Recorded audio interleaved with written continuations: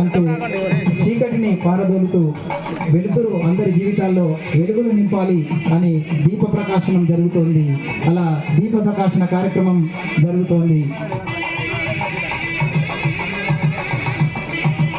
ఒక చక్కని కార్యక్రమంలో అందరి జీవితాల్లో వెలుగులు నింపాలి. ఒక చక్కగా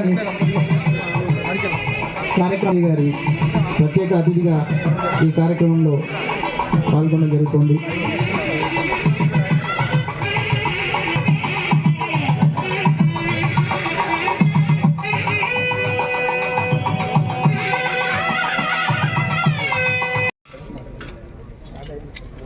వేదికను అలంకరించిన గౌరవ కేంద్ర హోంశాఖ సహాయ మంత్రులు శ్రీ బండి సంజయ్ కుమార్ గారికి, గౌరవ ప్రభుత్వ శ్రీ ఆది శ్రీనివాస్ గ్రంథాలయ సంస్థ చైర్మన్ గారికి, అగ్రికల్చర్ కమిటీ చైర్మన్ గారికి, తర్వాత ఇచ్చేసినటువంటి దివ్యాంగ సార్ మనకి మహిళా శిశు దివ్యాంగులు మరియు ట్రాన్స్జెండర్ల సంక్షేమ శాఖ తరఫున 1వ తారీఖు నుంచి 10వ తారీఖు వరకు దివ్యాంగులకు సంబంధించిన సహాయ ఉపకరణాల పంపిణీ కార్యక్రమం చేపట్టడం మన గారి ఆదేశాలతో, తర్వాత మనకున్నటువంటి ప్రభుత్వం నుంచి వచ్చినటువంటి ఆదేశాలతో మన జిల్లాలో ఉన్నటువంటి దివ్యాంగుల కోసం ఉపకరణాల పంపిణీ కార్యక్రమానికి వేములవాడ, బోయినపల్లి, చందుర్తి జిల్లా ప్రాంతాలలో మనకి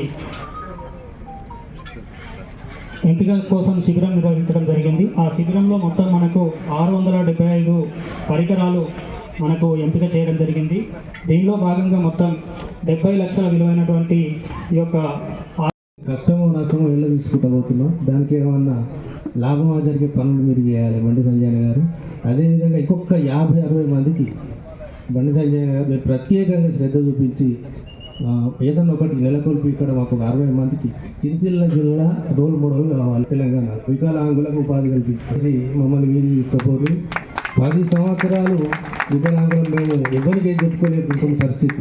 చిన్న నేతల్ని తీసుకొచ్చి ఇక్కడ కూర్చోబెట్టి ఆయనతో ఏదో పరికరాలు పంపిణీ చేసి ఎలగొట్టిరు తూతు మాత్రం.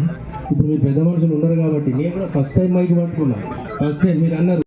సోదరి సోదరులకు అందరికీ హృదయపూర్వక నమస్కారాలు తెలుపుకుంటూ, ఎందుకంటే ఇంత చక్కటి కార్యక్రమము మన దివ్యాంగులని గుర్తించి వారికి ఎలాంటి ఇబ్బంది లేకుండా ఇస్తున్న మన జిల్లా కలెక్టర్ గారికి, అదేవిధంగా మన ప్రభుత్వానికి కూడా ప్రత్యేక ధన్యవాదాలు తెలుపుకుంటూ నాకు అవకాశం ఇచ్చిన పెద్దలందరికీ ధన్యవాదాలు.